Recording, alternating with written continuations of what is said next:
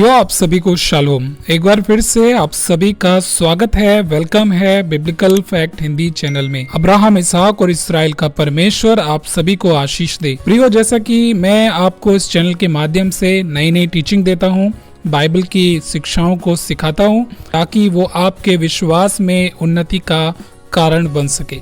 तो उसी तरीके से आज भी मैं आपके लिए एक टॉपिक लेकर आया हूँ और वो टॉपिक है यूहन्ना 13 अध्याय और उसका 34 वचन से।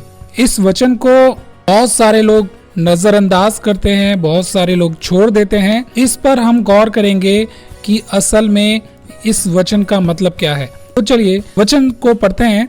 यहाँ लिखा है, मैं तुम्हें एक नई आज्ञा देता हूँ कि एक दूसरे से प्रेम रखो, जैसा मैंने तुमसे प्रेम रखा है वैसा ही तुम भी एक दूसरे से प्रेम रखो। यदि आपस में प्रेम रखोगे तो इसी से सब जानेंगे कि तुम मेरे चेले हो। तो दोस्तों, यहाँ पर यीशु मसीह अपने चेले से एक बात कहते हैं और वो कहते हैं, मैं तुम्हें एक नई आज्ञा देता हूँ कि तुम एक दूसरे से प्रेम रखो। तो बात यह है, बहुत सारे ऐसे प्रचारक हैं, बहुत सारे ऐसे भाई बहन हैं, जब इस वचन को वो पढ़ते हैं तो उनके मन में, उनके माइंड में एक ही बात आती है कि यहाँ पर यीशु मसीह एक नई आज्ञा दे रहे थे। लेकिन सवाल ये उठता है कि क्या ये वास्तव में सच है? क्या यीशु मसीह अपने लोगों को एक नई आज्ञा दे रहे थे? अगर ऐसा है, इसका मतलब ये हो जाएगा कि वह यहोवा के वचन में जोड़ रहा था, क्योंकि तौरा ये सख्त मना करती है, परमेश्वर की व्यवस्था ये कहती है कि ना तो इसमें कुछ बढ़ाए और ना कुछ घटाए। व्यवस्था विवरण 4 अध्याय का 2 वचन में लिखा है, जो आज्ञा मैं तुमको सुनाता हूँ उसमें ना तो कुछ बढ़ाना और ना कुछ घटाना। तुम्हारे परमेश्वर यहोवा की जो जो आज्ञा मैं तुमको सुनाता हूँ उन्हें तुम मानना। नीति वचन में भी हम देख सकते हैं, वहां लिखा है, उसके वचनों में कुछ मत बढ़ा, ऐसा ना हो कि वह तुझे डांटे और तू झूठा ठहरे। तो क्या यीशु मसीह एक नई आज्ञा सिखा रहे थे? बिल्कुल नहीं। यीशु मसीह कोई भी नई आज्ञा नहीं सिखा रहे थे, बल्कि ये पहले से ही पुराने नियम में लिखा हुआ है। अगर हम पुराने नियम को अच्छे से पढ़ते हैं, अच्छे से जानते हैं, अच्छे से स्टडी किया है, तो आपको पता चलेगा ये आज्ञा जो यीशु मसीह यहाँ सिखा रहे हैं वो पहले से ही तनाक में, तौरा में मौजूद है। तो हम पढ़ सकते हैं व्यवस्था की किताब से।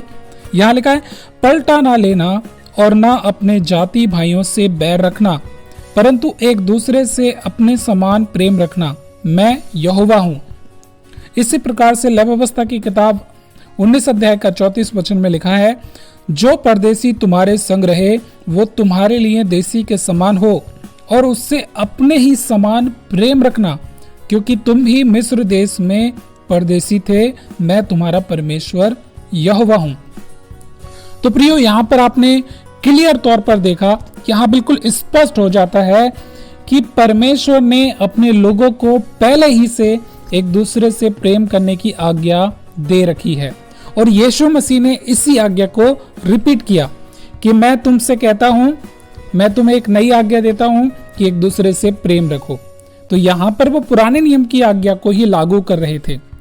तो सवाल ये उठता है कि यीशु मसीह का कहने का क्या मतलब है कि मैं तुम्हें नई आज्ञा देता हूँ, क्योंकि यीशु मसीह ने नई आज्ञा का यूज किया, यहाँ पर नई आज्ञा शब्द का इस्तेमाल किया, तो इसका क्या मतलब है? तो इस बात को समझने का सबसे आसान तरीका जो है वो मैं आपको बताना चाहता हूँ कि मान लीजिए आप एक टीचर हैं और स्कूल वर्ष के मध्य में आप कहते हैं बच्चों से, आज मैं आपको गणित का नया फॉर्मूला मल्टीप्लिकेशन के बारे में सिखाऊंगा। तो जरा सोचिए, क्या मल्टीप्लिकेशन करना कोई नई बात है? बिल्कुल नहीं, ये पहले से ही मौजूद है, ये फॉर्मूला तो पहले से ही है। इसे हम ऐसे समझ सकते हैं, हालांकि क्लास इसे अपने जीवन में पहली बार सीखेगी। इसी तरह से हम कह सकते हैं कि यीशु मसीह अपने चेलों को अपने 3.5 साल की सेवकाई में पहली बार इस आज्ञा को सिखा रहा था, बता रहा था। ये आज्ञा उनके लिए पहली बार थी जब यीशु मसीह उन्हें बता रहे थे।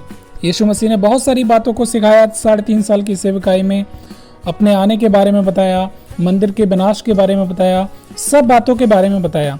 लेकिन यहाँ पर वो प्रेम रखने की आज्ञा को पहली बार अपने चेलों को सिखा रहे हैं। यही सारा का सारा मामला है। तो इसी से हम जानते हैं कि यीशु मसीह ने पुराने नियम की आज्ञा को ही यहाँ पर अपने चेलों को बताया। और यीशु मसीह हमारा सच्चा मसीहा है, हमारा सच्चा उद्धार करता है, सच्चा प्रभु है, और वह परमेश्वर के वचन में घटा या बढ़ा नहीं सकता। तो मुझे उम्मीद है ये जो विषय है आपको समझ में आया होगा। अगर ये वीडियो आपको पसंद आया है, सब्सक्राइब करें, लाइक करें, शेयर करें। तो फिर मिलेंगे नेक्स्ट वीडियो में। प्रभु परमेश्वर आप सभी को आशीष दे। शालोम।